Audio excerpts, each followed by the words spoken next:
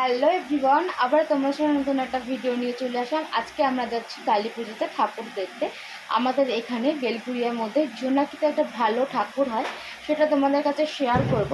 যদি তোমাদের কাছে ভালো লাগে সেটাও আমাকে কমেন্টে জানিও। আর আমার কাছে ওইখানে ঠাকুর কেমন লাগছে সেটা তোমাদের কাছে তুলে ধরবো।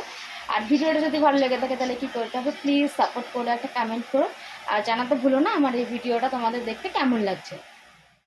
তো যেই বলা সেই কাজ, আমরা তো বেরিয়ে গেছিলাম যেইখানে যাওয়ার উদ্দেশ্য ছিল সেখানে।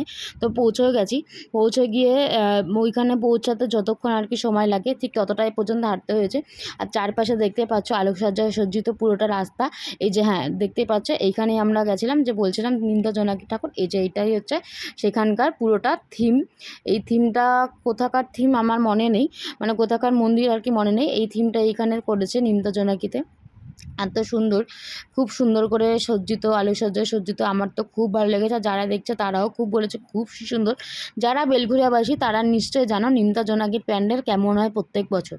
তো সেই প্রত্যেক বছরে না, এই বছরও খুব সুন্দর করেছে। এই যে ভেতরে যেই প্যান্ডেলে মায়ের প্রবেশ আগমনে হয়, সেই প্যান্ডেলে আরও সুন্দরভাবে সজ্জিত হয়। প্যান্ডেল আরও সুন্দর লাগে দেখতে। আর মায়ের মুখটা দেখতেই পাচ্ছ কী সুন্দর। আর তার পাশে ছিলেন শিব ঠাকুর ছিল, গৌরী ছিল।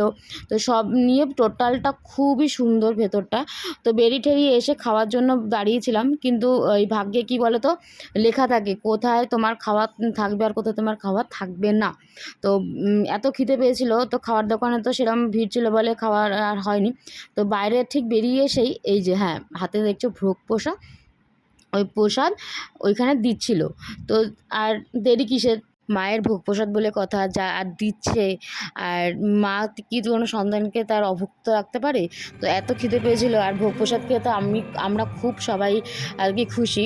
আর যে এই বছর যেখানেই আমি গেছিলাম প্রত্যেক বছর মায়ের এই জায়গায় খিচুড়ি দিচ্ছে। আমি সেই খিচুড়ি খেয়েই পুরো পুজোটাও আনন্দে উপভোগ করেছি। তো ভিডিওটা এটুকুনি অবধি। নিশ্চয়ই তোমাদের ভালো লাগবে। যদি ভালো লাগে তাহলে প্লিজ জানিও। টাটা।